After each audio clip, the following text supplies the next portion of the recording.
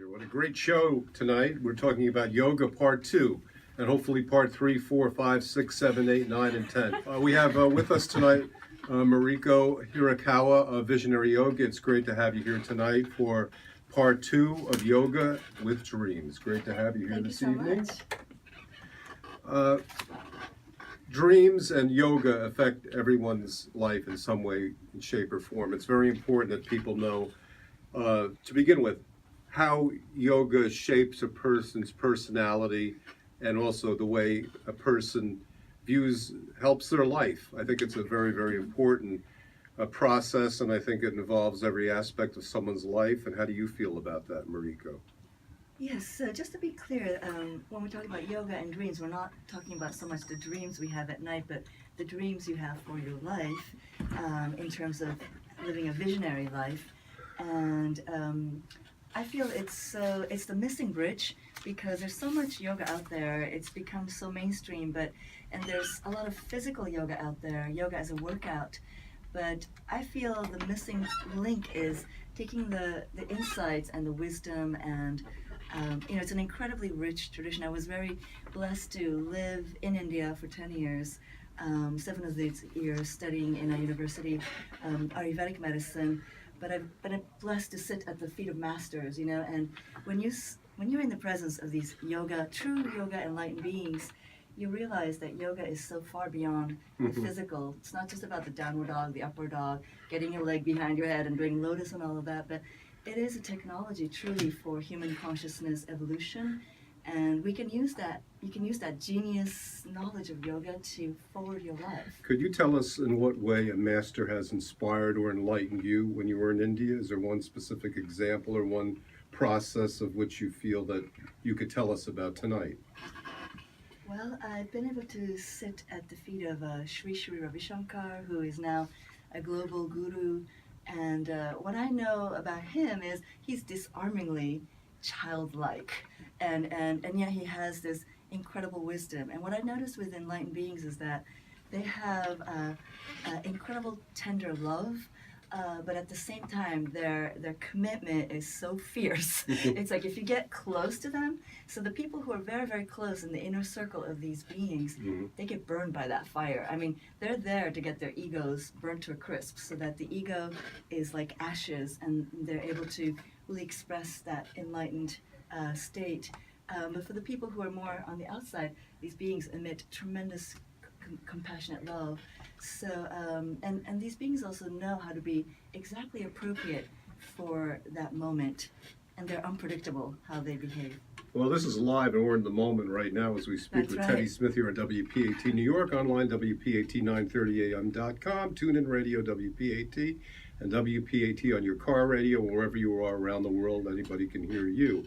So that's a very interesting point that you brought up, Mariko. Tell us for a moment, if you could, the last time, for those people who didn't join us, they may want to know a little bit more about your background, how you began. As you said, you were in India, but just a little bit about the background of the type of yoga that you do practice and that you do teach, and how your yoga differs than other styles of yoga or versions of it.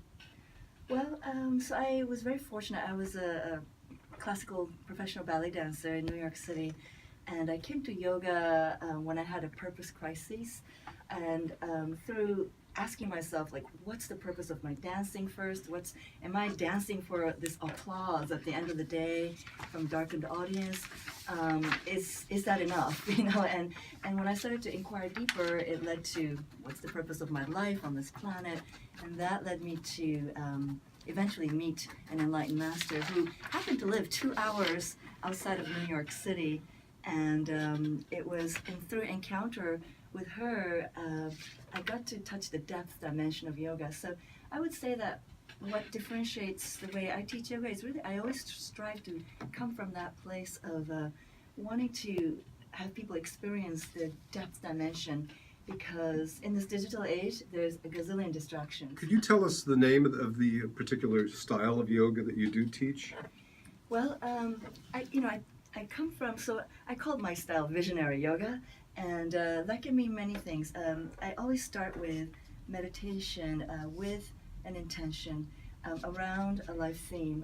This month I've been focusing on facing the darkness in your life, because we're coming into this Scorpio energy of November, and Scorpio's energy is about transmuting that darkness.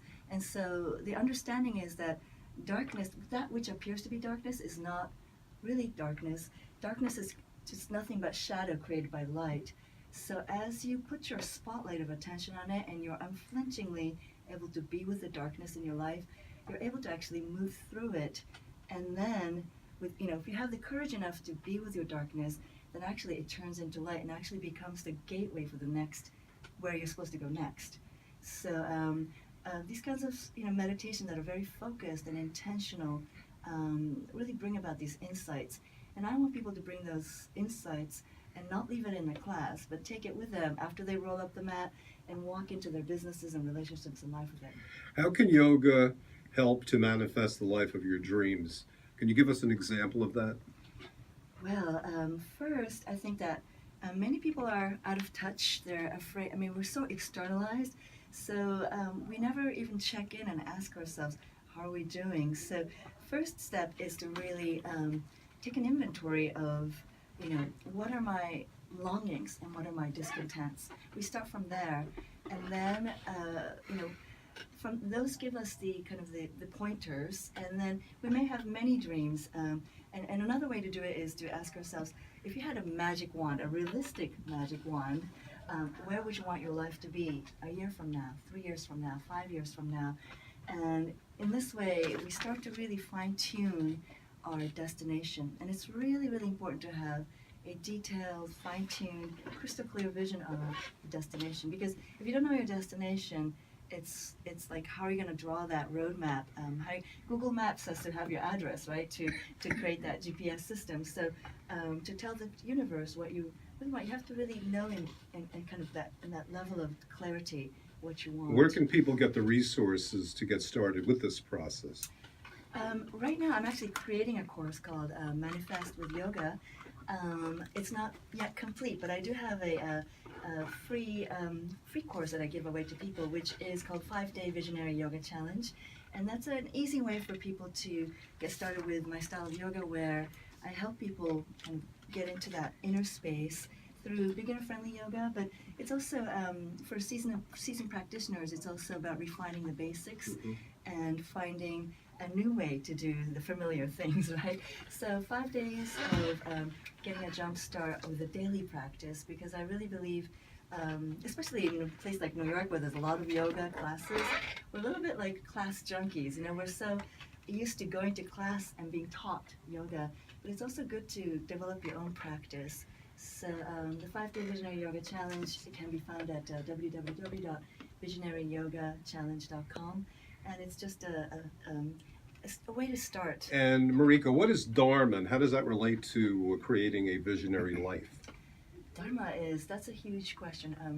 Dharma is, really, there's a sense with Dharma, it's been translated as sacred duty or sacred purpose. The understanding behind the word Dharma is that there's a universal order to things, and that each being, each person has a role to play.